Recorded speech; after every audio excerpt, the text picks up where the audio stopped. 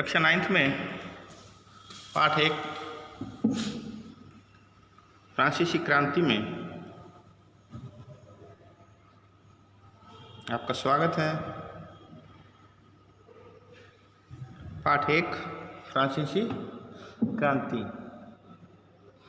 अभी तक हमने फ्रांसीसी क्रांति लेसन में बास्टिल के दुर्ग की घटना पढ़ ली। इसके बाद हमने समाज का वर्ग विभाजन पढ़ लिया। अब हम उससे आगे पढ़ते हैं। आगे देखते हैं तो आगे का टॉपिक है जीने का संघर्ष। फ्रांस की जनसंख्या सन 1775 में 2.3 करोड़ थी, जो कि 1789 में बढ़कर 2.8 करोड़ हो गई। यानी 1775 से 1789 के बीच में यानी 14 साल के अंतराल में जनसंख्या बढ़ी। परिणाम क्या हुआ? परिणाम अनाज उत्पादन की तुलना में उसकी मांग काफ़ी तेज़ी से बढ़ी। उत्पादन कम था, खाने वाले ज़्यादा थे तो मांग बढ़ी।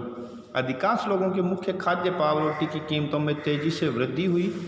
अधिकतर काम कारखानों में मजदूरी करते थे और उनकी मजदूरी मालिक तय करते थे, लेकिन मजदूरी महंगाई की दर से नहीं बढ़ रही थी।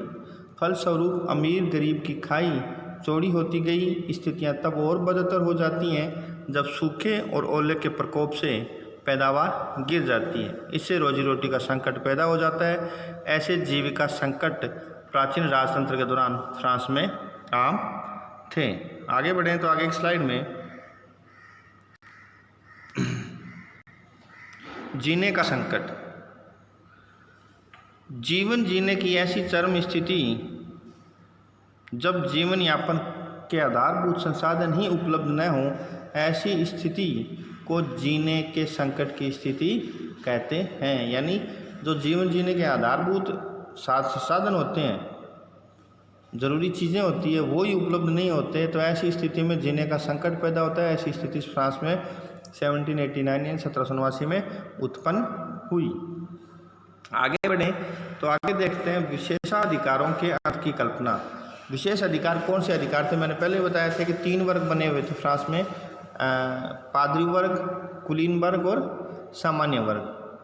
स्टेट भी इनको बोलते हैं। तो पहले और दूसरा वर्ग जो था पादरी और कुलीन का, पादरी धर्मगुरु थे, कुलीन अमीर लोग थे, इन दोनों को जन्मना कुछ विशेषाधिकार प्राप्त थे।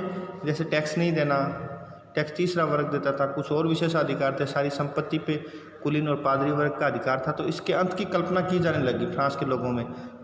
फ्रांस के लोग, आम जनता ये सोचती थी कि इनके जो विशेषाधिकार है उनको ख़त्म किया जाए।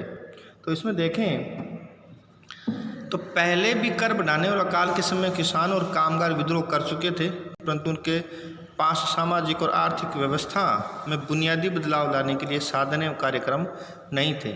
यह जिम्मेदारी तीसरे स्टेट के उन समूह ने उठाई जो समृद्ध और शिक्षित होकर नए विचारों के संपर्क में आ सके थे। 18वीं सदी में एक नए सामाजिक समूह का उदय हुआ जिसे मध्यम वर्ग कहा गया, जिसने फैलते समुद्र पार व्यापार, ऊनी तथा रेशमी वस्त्रों के उत्पादन पर बल दिया और संपत्ति अर्जित की। ऊनी और रेशमी कपड़ों का या तो निर्यात किया जाता था या समाज के समृद्ध लोगों से खरीद लेते थे। समाज के तीसरे वर्ग में इन छोटे गर्म और निर्माताओं के अलावा प्रशासनिक सेवा और वकील जैसे पेशेवर लोग भी शामिल थे। तीसरे एक नए मध्यम वर्ग का उदय हुआ जिसमें कुलीन, पादरी और तीसरे वर्ग के जो लोग थे उनका सम्मिलित थे, और वो तीसरे वर्ग के अधिकारों की पक्षधर थे और पहले और दूसरे वर्ग के जो अधिकार थे उनके अंत की वो बात करते थे। आगे बढ़े तो आगे हम देखते हैं यह सभी पढ़े लिखे थे जो मध्यम वर्ग के लोग थे। उनका मानना था कि समाज के किसी भी समूह के पास जन्मना विशेषाधिकार नहीं होना चाहिए। किसी भी व्यक्ति के सामाजिक हैसियत का आधार उसकी योग्यता ही होनी चाहिए। स्वतंत्रता, समान नियमों तथा समान अवसरों के विचार पर आधारित समाज की यह परिकल्पना जॉन लॉक, जॉन जॉब और रूसो जैसे दार्शनिकों ने प्रस्तुत की। अपने ट्रीटाइजेस ऑफ गवर्नमेंट में जॉन लॉक ने राजा के दैवी और निरंकुश अधिकारों के सिद्धांतों का खंडन किया। कौन से राजा के दैवी और निरंकुश अधिकार कौन से थे? कि वो देवता का प्रतिनिधि मानता था अपने आप को, और पहले और दूसरे वर्ग के जो अधिकार थे वो ये कहते थे कि ये देवताओं द्वारा निर्मित हैं।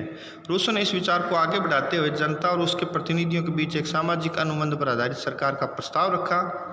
मॉन्टेस्क्यू ने the spirit of the laws नामक रचना में सरकार के अंदर विधायिका, कार्यपालिका और न्यायपालिका के बीच सत्ता विभाजन की बात कही।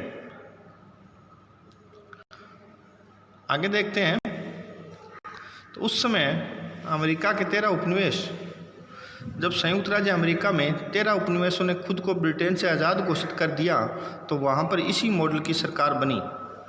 फ्रांस के राजनीतिक चिंतकों के लिए अमेरिकी संविधान और उसमें दी गई व्यक्तिगत अधिकारों की गारंटी प्रेरणा का एक महत्वपूर्ण स्रोत थी।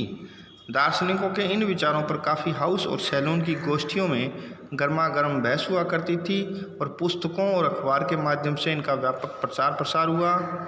पुस्तकों में अखबारों को लोगों के बीच जोर से पढ़ा जाता था ताकि अनपढ़ भी उन्हें समझ सके।